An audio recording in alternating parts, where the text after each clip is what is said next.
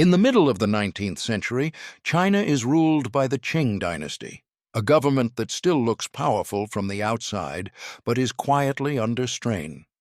The empire is vast, its population enormous, and its administration thin. For generations, this system has depended on balance: enough food, enough order, enough faith that the center still knows what it is doing. By the 1840s, that balance is beginning to fail. China's population has grown faster than its farmland. Many families live close to the edge, surviving as long as harvests are predictable and markets function. When floods, droughts, or disruptions come, there is very little slack. Local officials are responsible for millions of people, but they command few soldiers and fewer resources. Relief is promised from above, but it often arrives late or not at all. On paper, the empire still governs. In daily life, many people feel increasingly on their own. For ambitious young men, the system offers one sanctioned path upward: the civil service examinations. Passing them means status, income, and authority. Failing them means returning home marked by disappointment and, often, shame. Year after year, tens of thousands compete for a handful of positions. Most will fail. The system depends on that failure being accepted as natural and legitimate. Hong Xiuquan is one of those men. He is born in southern China, in Guangdong province, into a modest Hakka family. He studies intensely, believing the examinations are his route to meaning and recognition. He fails. He studies again. He fails again. Each attempt costs time, money, and standing. These are not quiet failures. They are public judgments delivered by the state itself. After one of these failures, Hong falls gravely ill. During his sickness, he experiences powerful visions. He sees a heavenly realm, a divine father, and a mission directed against evil forces corrupting the world. At first, he does not fully understand what he has seen. Years later, he encounters Christian pamphlets circulating in southern China, fragments of a foreign religion translated and simplified. Reading them, Hong believes he has found the key to his visions. He concludes that the Christian God is real, that demons rule the earth, and that he has been chosen to destroy them. Hong comes to believe with complete certainty that he is the younger brother of Jesus Christ. At first, this belief spreads quietly. Small groups gather to pray, read, and reject traditional idols. What draws people is not only the theology, but the clarity. The message explains suffering. It names enemies. It promises a new moral order in a world that feels increasingly unjust. For people already living on the margins of Qing society, it offers dignity and belonging. By 1850, these gatherings are no longer just religious meetings. They are organized, disciplined, and armed. They speak openly about overthrowing the Qing and replacing it with a new state they call the Heavenly Kingdom of Great Peace. What begins as one man's certainty will soon become one of the deadliest civil wars in human history. Hong's claim is the spark, but the fuel is everywhere. In the south, in Guangdong and Guangxi, the land is crowded. Clans compete for water, for fields, for rights to a hillside grave. Ethnic labels that sound tidy on paper, Hakka, Punti, hide decades of resentment and local violence. Bandit groups drift through the hills like weather. Secret societies form and dissolve. When crops fail, men migrate. When taxes fall due, families pawn heirlooms. When local officials cannot keep order, they bargain with whoever can. The Qing state is not absent, but it is thin. It relies on magistrates and clerks to govern places they barely know, and on local gentry to enforce rules the center cannot personally enforce. That arrangement works when the gentry and the state want the same thing. It breaks when the gentry fear the poor more than they fear Beijing. In this atmosphere, Hong and his followers begin doing something that feels small at first and then becomes impossible to ignore. They stop paying homage to local gods. They smash idols. They tell neighbors that the old rituals are demonic. In rural China, that is not just a theological argument. It is a declaration of war against the social glue that holds villages together. Officials hear reports. Parents complain about sons joining strange meetings. Landlords complain about tenants refusing certain obligations. Temples complain that their offerings are being destroyed. The magistrate's problem is not only heresy, it is contagion. A belief that can cross clan lines is more dangerous than a knife. In the late 1840s, Hong's circle takes on a shape that looks less like a church and more like a movement. A few key lieutenants, men who can organize, speak, punish, recruit, turn scattered believers into something disciplined. They call themselves God worshippers. They keep rules. They pool resources.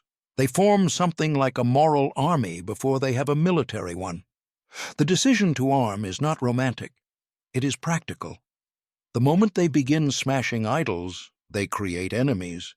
The moment the movement grows, local elites look for a way to crush it. If Hong wants his great peace to be more than a dream, he has to survive the first crackdown. By 1850, the movement has been pushed, harassed, and cornered into the mountains and villages of Guangxi. This is where the Qing system's thinness becomes visible. The empire can send edicts, but it cannot instantly flood remote valleys with loyal troops. It can demand arrests, but it has to rely on local forces, and local forces often have their own priorities. That gap between imperial intention and local capacity is where rebellions live. In January 1851, in a place called Jintian, the god worshippers stop pretending they are simply a religious community. They rise in open rebellion. It begins with speeches and banners and a kind of terrifying relief. Many of the men and women gathered there have been living with quiet fear for months. Fear of arrest, fear of revenge, fear of starving while running. Now the fear is turned outward. They declare a new kingdom. They adopt a name that is both promise and accusation. Taiping, Great Peace.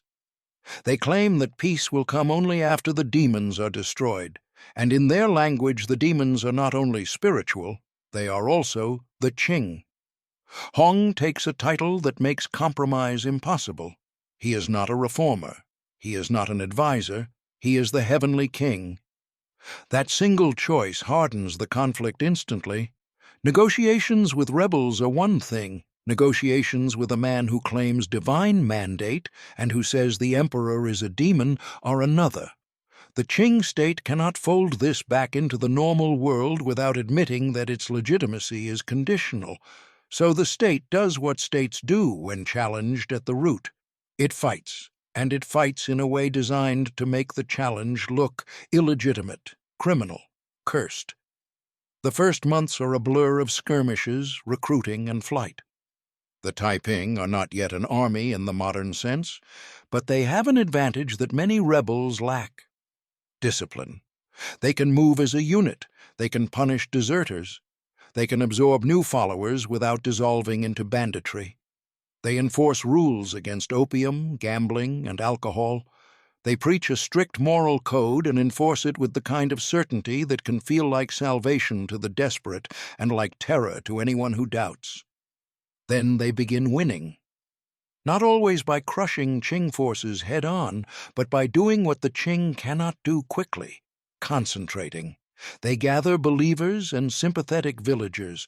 They move, they strike, they take arms and grain, and they leave before the empire's slow machinery can tighten around them.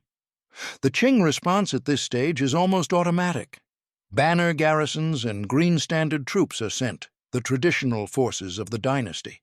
Some are brave. Many are underpaid, corrupt, or simply exhausted by a system that has been stretched too thin. Some units fight well, and still lose because they are isolated, badly supplied, and led by men more worried about reports to superiors than conditions on the ground. The Taiping do not need to win every engagement. They need to keep moving. They need to keep living off the land. They need to keep the idea alive. In 1852, they break out of Guangxi and begin a march that will shock the empire. They move north through Hunan, then toward the Yangtze River, the great artery of central China, the watery highway that feeds cities and carries grain and salt and tax revenue. On paper, this is madness. A rebel army marching openly through the interior of an empire should be surrounded, cut off, annihilated. But war on paper is always clean. War on the ground is made of delays, miscommunications, exhausted men, and the simple fact that a countryside can hide a moving army better than a minister imagines. As the Taiping advance, the logic of mass death begins to appear, not as a single event, but as a chain reaction. Armies eat, armies burn, armies requisition grain and livestock. A marching force can strip a district in days. The peasants left behind are then expected to pay taxes as if nothing happened. They cannot. They sell seed grain. They abandon fields. They flee. Refugees are not a footnote.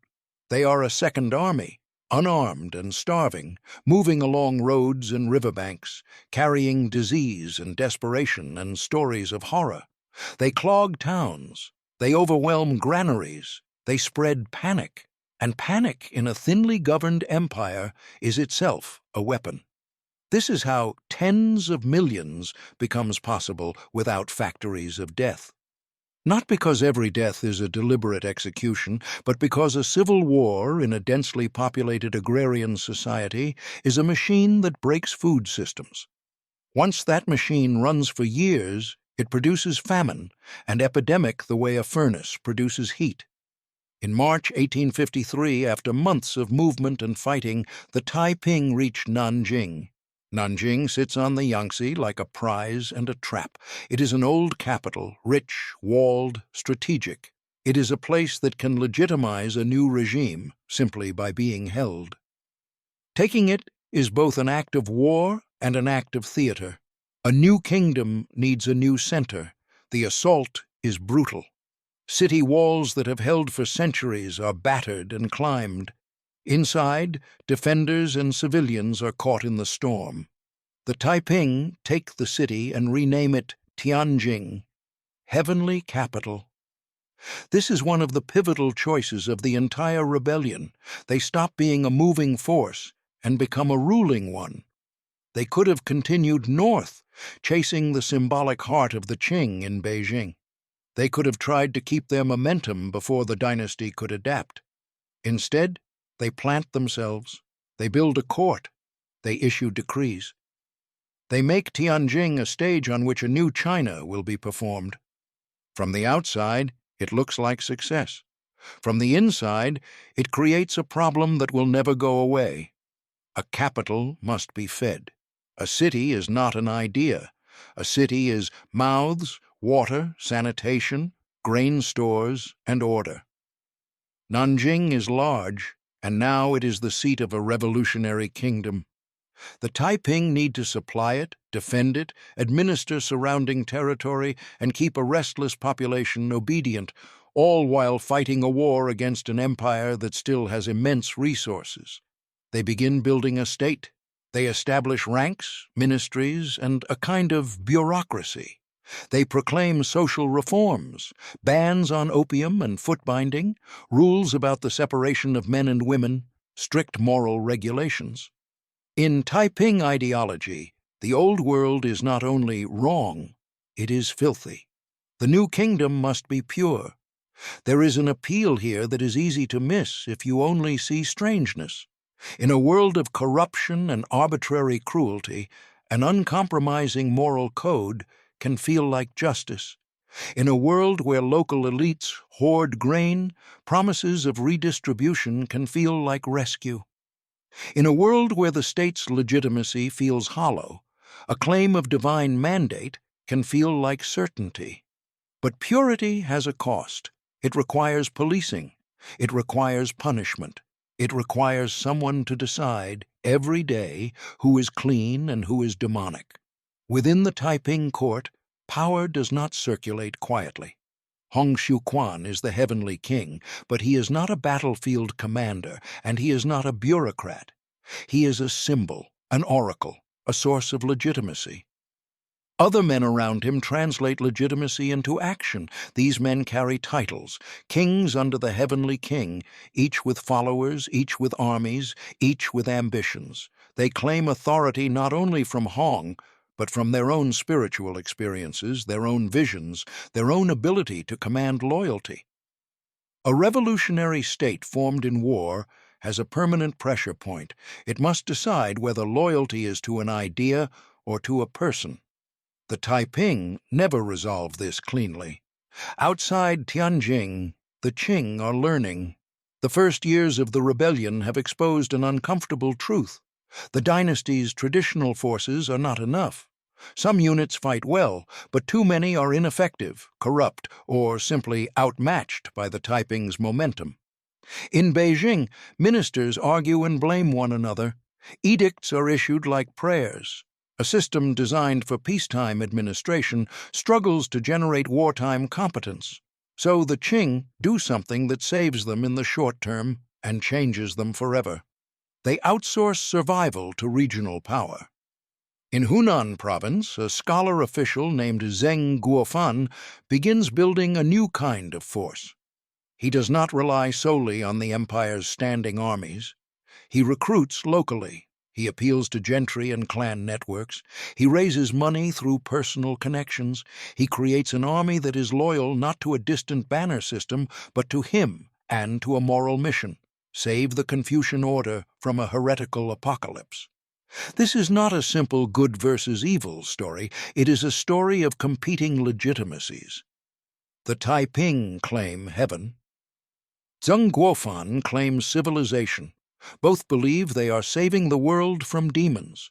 Zheng's troops become known for discipline and for something else: intimacy.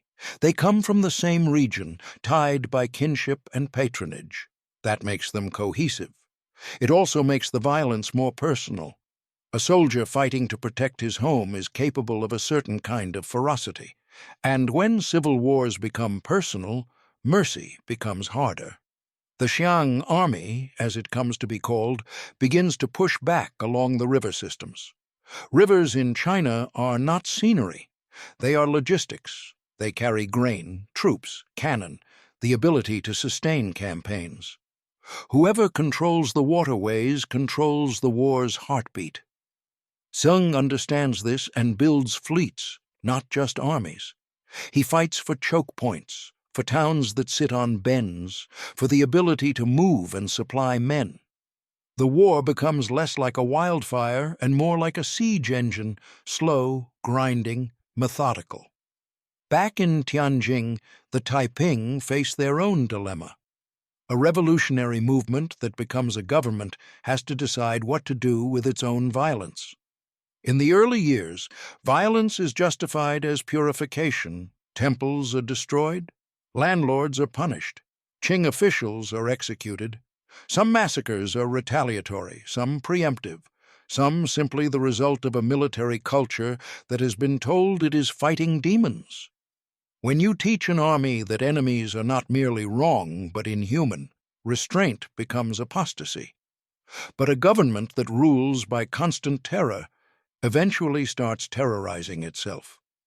By 1853 and 1854, the Taiping attempt to expand their reach. They send forces west and north. One expedition pushes toward Beijing, a gamble meant to strike the dynasty's symbolic core. It fails. Distance, winter, and supply lines do what enemy soldiers cannot. The rebels move through hostile territory, stretched thin, pursued, starved, and eventually turned back. This failure matters for more than strategy. It changes the rebellion's psychology. The idea that victory is inevitable begins to fray. When a movement built on certainty hits the wall of logistics, it must either adapt or double down on purity. The Taiping double down. Within Tianjing, rituals intensify. Decrees multiply. The heavenly king retreats further into a sacred role, surrounded by attendants and rules. The gap between the kingdom's heavenly claims and its earthly reality grows harder to ignore. And then comes the moment that splits the rebellion open. In September 1856, inside the walls of Tianjin, a conflict erupts at the very top of the Taiping hierarchy.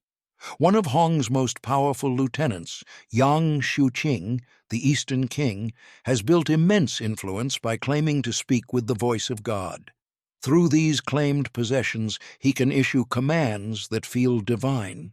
He can humiliate rivals. He can demand obedience in the name of heaven itself. In a movement founded on revelations, this is a dangerous form of power. If Yang can speak for God, what does that make Hong? Tensions escalate into paranoia. Rumors spread. Accusations fly through the palace corridors. Then the knives come out. What happens next is a massacre inside the revolution. Loyalists slaughter rivals. Rival factions slaughter loyalists. Thousands die in the capital, not at Qing hands, but at Taiping hands. Leaders who have marched together for years turn on each other with a fury that suggests not only political calculation, but spiritual terror. If God's voice is contested, then everyone is a potential demon. This internal bloodletting, often called the Tianjin incident, does more than remove individuals. It breaks trust. It destroys experienced leadership. It teaches commanders in the field that the court is unstable and dangerous. It turns a revolutionary state inward at the moment when it most needs coherence. From this point on, the Taiping are fighting two wars, one against the Qing and one against the centrifugal pull of their own factionalism. In the countryside, the cost keeps climbing. A village caught between Taiping and Qing forces can be punished by either side. If the villagers feed one army, the other accuses them of collaboration. If they refuse both, they are labeled rebels or traitors anyway. Families flee.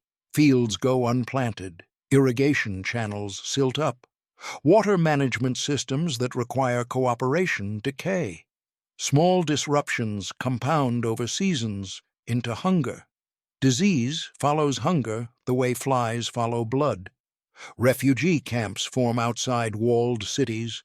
People drink from rivers contaminated by corpses and latrines. Cholera and other intestinal diseases thrive. In places where dead bodies cannot be buried properly, typhus spreads. In cities under siege, sanitation collapses. Children die first. The elderly follow. The strongest men survive only long enough to be conscripted. When historians speak of 20 million or 30 million, they are usually trying to measure not a single massacre, but this long, grinding multiplication, famine plus disease plus displacement plus the ordinary brutality of armies. Executions and massacres do occur, sometimes with bureaucratic intent, sometimes with spontaneous rage. Captured towns are punished. Suspected collaborators are killed.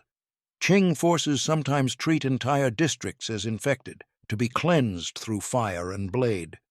Taiping forces sometimes do the same, but the arithmetic of catastrophe is mainly ecological and logistical. The war turns farmland into a battlefield and then keeps it that way for years. By the late 1850s, the Qing counteroffensive grows more effective. Zheng Guofan's forces tighten around the Taiping's supply lines along the Yangtze. Other regional commanders rise. The dynasty's survival begins to depend on men who command personal armies, men who will later become power centers in their own right. A loyal empire is quietly becoming a decentralized one. The Taiping, meanwhile, still have energy in the field, especially under talented commanders like Shi Dakai, sometimes called the Wing King, a man with real military gifts and a reputation for restraint compared to the court's infighting. But after the purges in Tianjing, even Shi Dakai cannot fully trust the center. Eventually he splits away, taking troops with him, carving his own path and leaving the heavenly capital weaker. A revolution that loses its best commanders to internal distrust is already bleeding out. In 1860, the war flares again in a way that brings foreign powers into sharper focus. Along the coast and the lower Yangtze, places like Shanghai are no longer simply Chinese cities.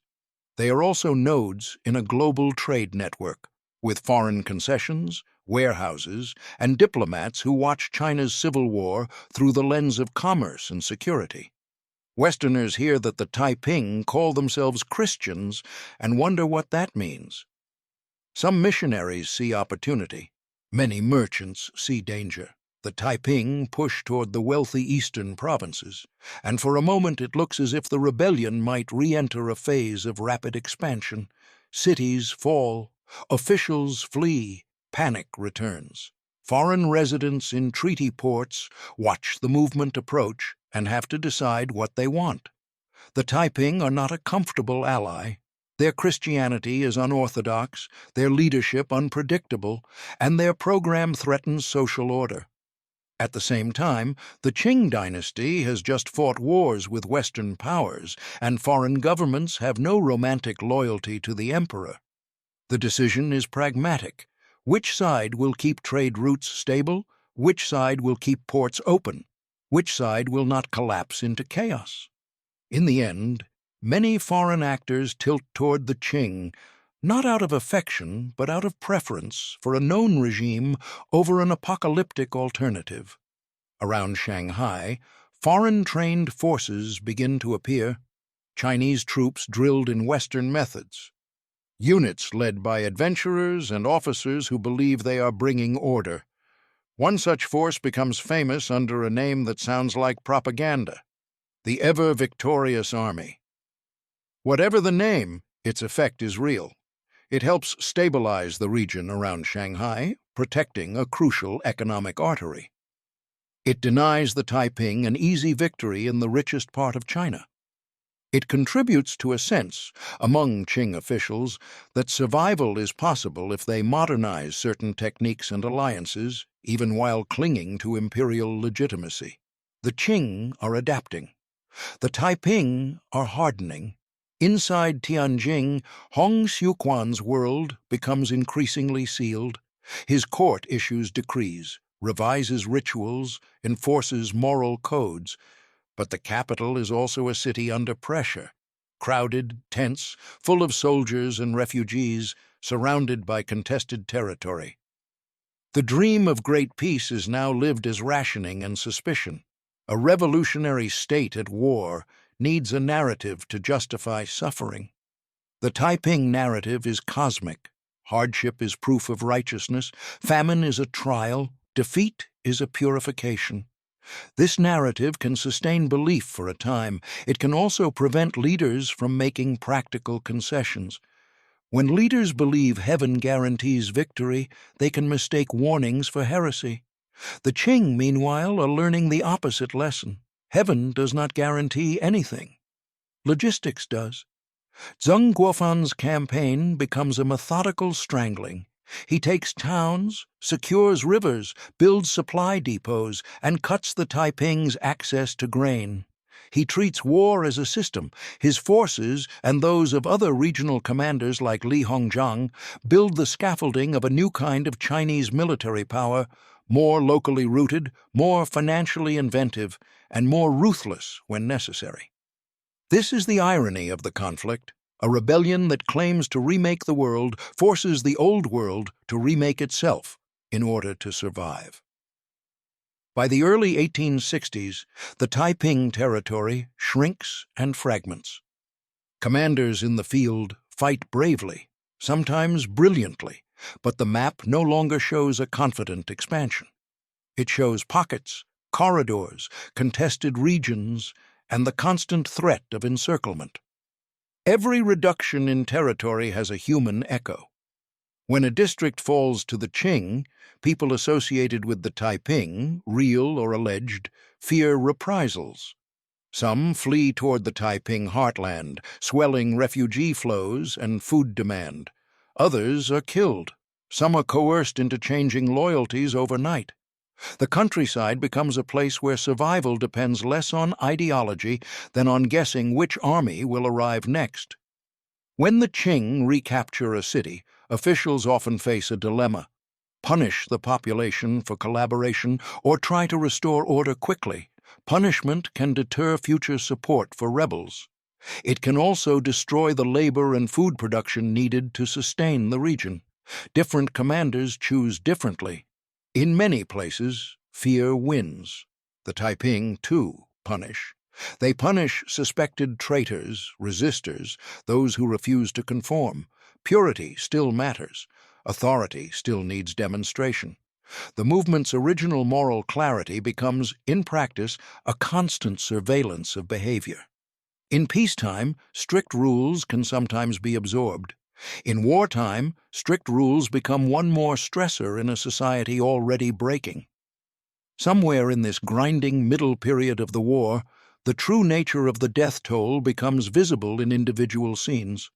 A mother in a village outside a captured town boils bark and grass because grain has been requisitioned twice, once by one army, once by another. A grandfather sells the iron tools needed for planting to buy a few days of rice. A teenage boy joins whichever army will feed him, not because he believes, but because hunger has turned belief into luxury. A magistrate sits at a desk, writing reports about bandits, while knowing the word is too small for what is happening. A coffin maker runs out of wood. This is not an apocalypse in a single week. It is an apocalypse stretched across seasons, which is worse, because it makes adaptation possible. People normalize the unthinkable. They keep moving, keep bargaining, keep living inside the catastrophe. By 1863, the noose tightens around Tianjin. Qing forces close in. Supply routes are cut. Fields outside the city's control are lost. The river, once a lifeline, becomes a boundary patrolled by enemies. The heavenly capital becomes what capitals become when they are besieged: a pressure cooker. Prices rise. Food disappears. Rumors become currency. Inside the city, Hong Xiuquan's response is filtered through faith. Accounts vary, and it is difficult to know exactly what he believed in his final months, but the shape of the situation is clear. The kingdom that promised great peace is now a starving fortress. Some sources suggest Hong urged his followers to eat manna from weeds and wild plants. Whether or not he used that language, the fact remains that the city's people begin eating whatever they can find. Starvation is not a clean death. It is weakness, swelling, fever, confusion, infection. It is the collapse of discipline because the body cannot obey ideology when it is shutting down. In June 1864, Hong Xiuquan dies. The exact cause is uncertain: illness, poisoning, perhaps suicide. But by the time he is gone, the outcome is narrowing to a single point. The Taiping attempt to preserve legitimacy by installing a successor, Hong's young son, but a besieged capital cannot be saved by symbolism. Symbols can hold a movement together. They cannot create grain. In July 1864, Qing forces breach Tianjin. The fall of a capital is never gentle. Troops flood through streets. Fires spread. Civilians are trapped between soldiers and walls. Some are killed as suspected rebels. Some are killed because in the chaos it is safer for soldiers to assume guilt than to risk resistance. Many are killed because men who have fought for years carry an accumulated fury that must discharge somewhere. The Taiping dream ends in the kind of violence it helped unleash. After the city falls, the Qing hunt down remnants. Some Taiping commanders flee and fight on for a time. Some surrender. Some are executed. The war does not stop like a bell. It fades into mopping-up campaigns and local vendettas. But as a rival state, the Taiping Heavenly Kingdom is finished. The scale of the aftermath is difficult to grasp until you look at what remains. Whole regions are depopulated. Farms lie abandoned. Canals are choked. Towns are half empty. The economy is scarred, not only by burned buildings, but by the disappearance of labor, the loss of animals, the erosion of trust that makes markets possible. The Qing dynasty is still on the throne. In Beijing, the court can say it has survived, but the Qing state that emerges from the Taiping War is not the same state that entered it. To win, the dynasty empowered provincial armies and their commanders.